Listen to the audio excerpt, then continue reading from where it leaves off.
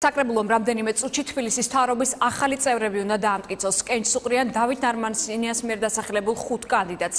უკვე ცნობილია, რომ ოპოზიცია მათ მხარს არ დაუჭერს. რა ხდება ამ წუთებში დედაქალაქის მუნიციპალიტეტში, ამას სალომე სონიშვილი გვეტყვის, რომელიც პირდაპირ ეთერში ჩაგორთვება. სალომე, დაიწყო თუ არა უკვე კენჭისყრა? დიახ, თამარ, ამ წუთებში საკრებულოს ხდომაზე თბილისის ვიცემერობის კანდიდატების კენჭისყრა მიმდინარეობს.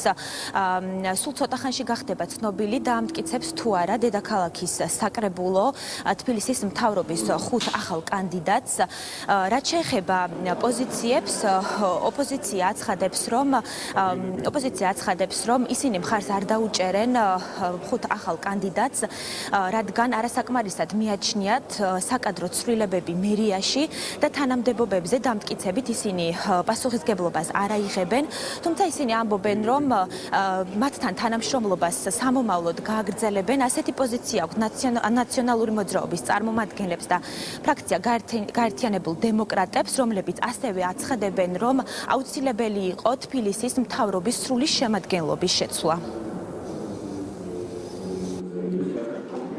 გაერთიანებულ კომისიურ ხდომებზე კანდიდატურებმა წარმოადგინეს მათი ხედვა, თუ როგორ ხედავენ იმ პრობლემების გადაჭრის გზებს, რომლებიც არსებობს ამჟამად მერიაში. აქედან გამომდინარე, ფრაქცია დღეს სრულყოფილად დაუჭერს მათ კანდიდატურებს მხარს. ჩვენ მხარს არ დაუჭერთ ზოგადად ბატონ ნარმანიას მიერ წარმოდგენილ კანდიდატებს. არ არის აქ საუბარი მხოლოდ კანდიდატებზე, აქ იყო საუბარი, რომ ყველაფერი ის, რაც ხდებოდა ბოლო 2 თვის მანძილზე დედაქალაქში, საჭიროებდა ზოგადად ცვლილებებს და არა ესე კოსმეტიკურ ჩარევებს. ბევრი კითხვა და ამიტომაც ვთხოვდით, რომ ბატონ ნარმანია მოსულიყო დედაქალაქის საკრებულოში და გაეცვა კითხვებზე პასუხი. რა თქმა უნდა, დავით ნარმანიას მიერ წარმოდგენილ კანდიდატურებს ხარს არ დაუჭერთ ერთი მარტივი მიზეზის გამო, რომ დავით ნარმანიამ დაუშვა სერიოზული შეცდომა, როდესაც არ გამოიყენა შანსი რეალურად წარმატებული გაეხადა თბილისის მთავრობა და არ შეცვალა მთლიანი სამთავრობო შემადგენლობა, რომელიც კოლექტიურად არის პასუხისმგებელი თბილისის მერიის კოლაფსზე და იმ უმოქმედობაზე, რაც 8 თვის განმავლობაში იყო თბილისის მერიაში.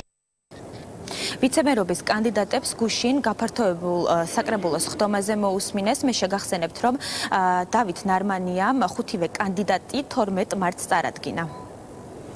მადლობა, ეს იყო სალომე სონიშვილი და პირდაპირ ჩართვა საკრებულოდან.